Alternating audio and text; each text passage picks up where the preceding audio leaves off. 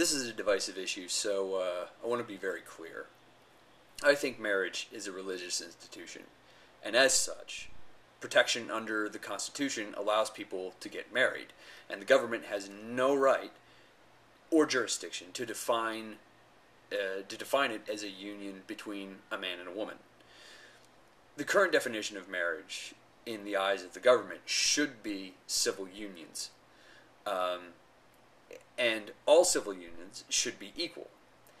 If you want the legal ability to adopt children, receive tax benefits as a couple, and be considered family of someone you don't have blood relations to, etc., you should get a civil union.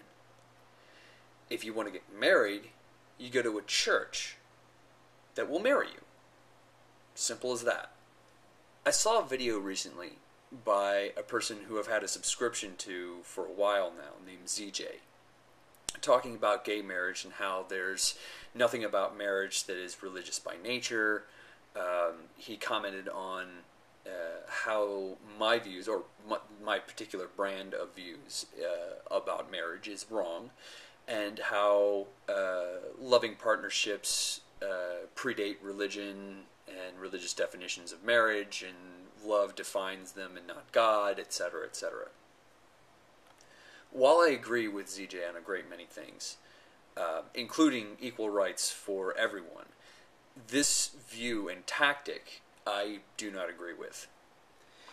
He cited the fact that each religion has its own definition of marriage in an attempt to show that marriage can be defined in a myriad of different ways, ranging from Unitarian Universalists who define marriage as a union between two people, no matter their gender, to some Muslim sects who say that marriage is between a man and up to 4 women, in an attempt to show that marriage is an arbitrary term. Yet all these definitions are of religious origin. Now, I do think ZJ is right in saying that it's ridiculous to think that religion has unique ownership of what marriage is. But saying that there's nothing religious about what is defined as marriage, especially in this culture, by a vast majority of people, is a denial of present reality. What marriage began as, whatever marriage began as, it now has full-blown religious implications.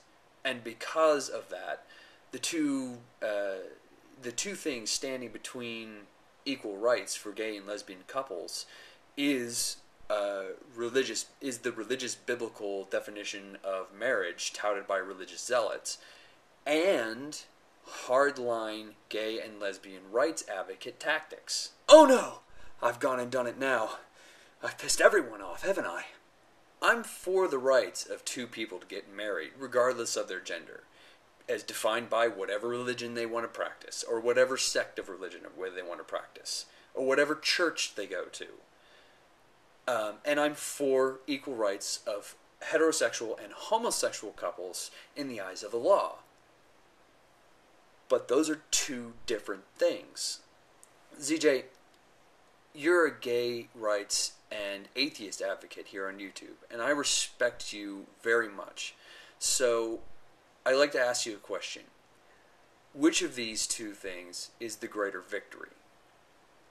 Forcing acceptance of gay marriage down the throats of religious people with the tactics equal to those of PC police in order to keep the definition of marriage as arbitrary as you say it is, or simply pulling the rug out from under religious zealots by making the same case that religious people do, that marriage is defined as the union between one man and one woman, and pointing out the fact that the only place that definition comes from is the Bible, thus making marriage, by definition, a religious institution, and using the crackpot religion of a group of bigots against them to remove their legal power to deny equal rights to gay and lesbian couples. basically making their view on marriage as obsolete as their dying God.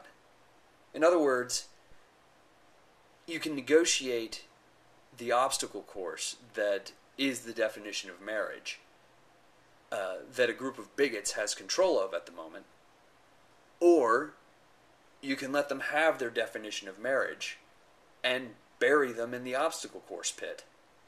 At the very least, you can expose a bunch of bigoted religious zealots to the light of truth and watch them scatter like cockroaches when you turn the lights on.